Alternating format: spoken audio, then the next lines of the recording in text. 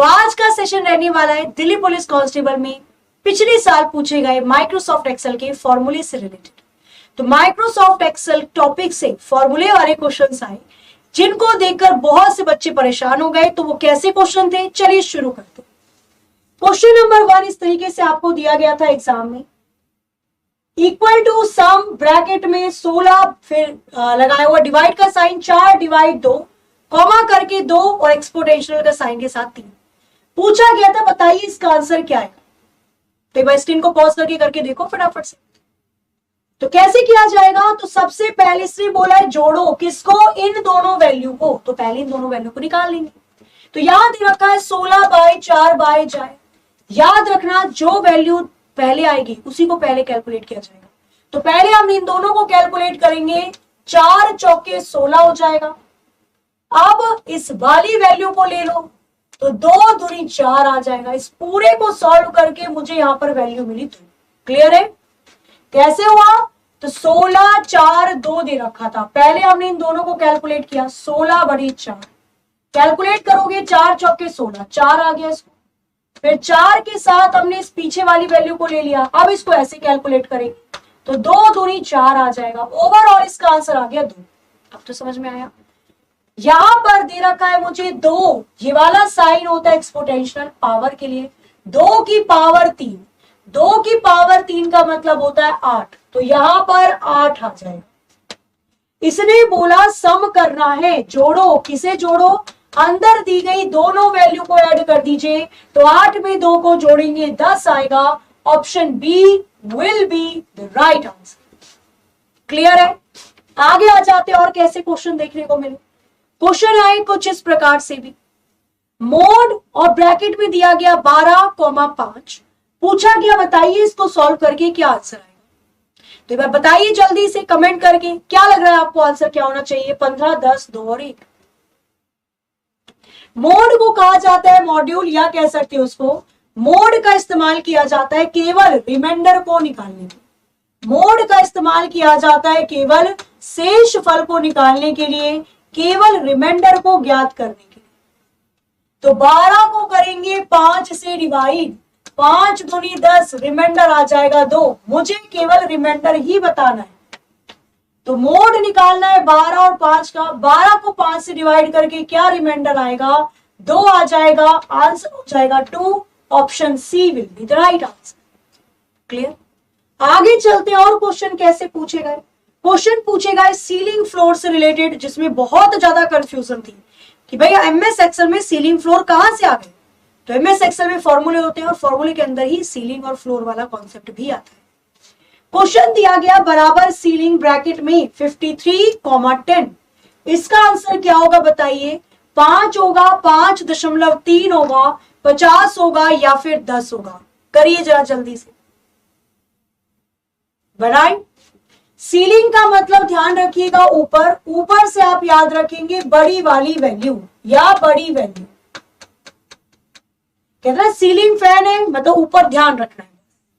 Check करेंगे कि क्या आगे वाली वैल्यू पीछे वाली वैल्यू के टेबल में आती है।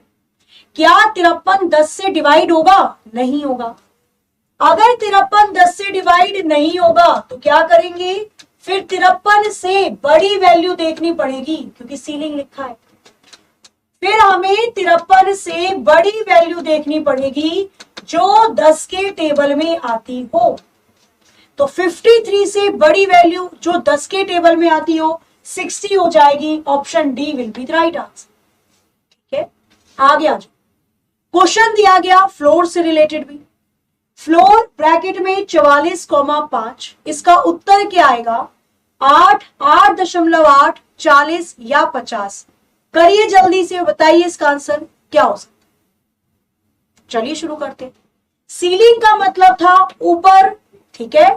फ्लोर का मतलब याद रखिए कि हम नीचे, कितना फ्लोर साफ किया है अभी बस चलना पिटाई हो जाएगी। फ्लोर का मतलब होगा नीचे। नीचे से ध्यान रहे आपको कि छोटी वैल्यू पता करनी है इस बार। पहली कंडीशन यही होगी हमारी। आगे वाली संख्या को देखो कि क्या ये 5 के टेबल में आती है। क्या 44 5 के टेबल में आता है, नहीं आता। तो हमें क्या करना है, 44 से छोटी संख्या, फ्लोर है ना, 44 से छोटी संख्या पता करनी है जो 5 के टेबल में आता हो।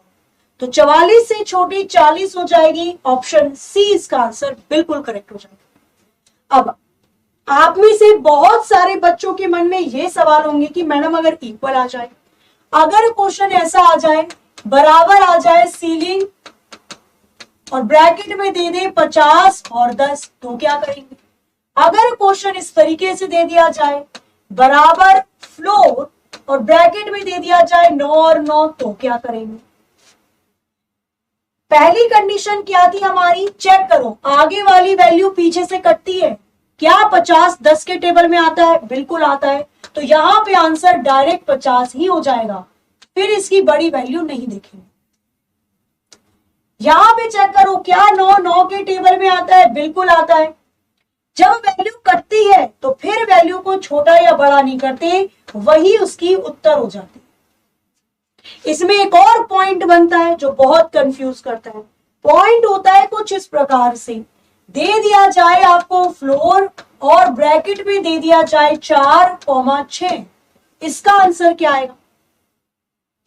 अगर क्वेश्चन दे दिया जाए कुछ इस प्रकार से, तो इसका आंसर क्या आएगा?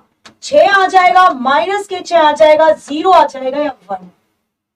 तो ध्यान रखिएगा, चेक करो, क्या 4 6 के टेबल में आता है? नहीं आता। फ्लोर का मतलब है नीचे छोटी वाली संख्या, तो 4 से कोई भी छोटी संख्या ऐसी नहीं दिखेगी जो 6 से कट जाए, पॉजिटिव 6 से काटनी है। जब ऐसी कंडीशन आ जाए तो वहां पे आंसर 0 हो जाता है। ठीक है, तो ये वो क्वेश्चन थे जो आपके एमएस एक्सेल के फॉर्मूले वाले पार्ट से पूछे गए थे दिल्ली पुलिस कांस्टेबल के एग्जाम में। तो इसी पर आधारित एक और क्वेश्चन मैं आपको दे रही हूं, इसको करके बताना है। अगर क्वेश्चन दे दिया जाए कुछ इस प्रकार से, सीलिंग ब्रैकेट में लिख दिया जाए 4 और 6, इसका आंसर क्या आएगा? सभी स्टूडेंट को इस क्वेश्चन का आंसर जरूर करके देना है। ठीक है, एक और क्वेश्चन लीजिए। अगर क्वेश्चन दे दिया जाए फैक्ट 0 प्लस के फैक्ट 3, तो इसका उत्तर क्या है? ये दोनों क्वेश्चन इस सेशन का आपका होमवर्क। कैसा लगा ये सेशन जरूर कमेंट करके बताइएगा, और कौन से टॉपिक पर आप नेक्स्ट सेशन चाहते हैं इसको भी जरूर बताइएगा।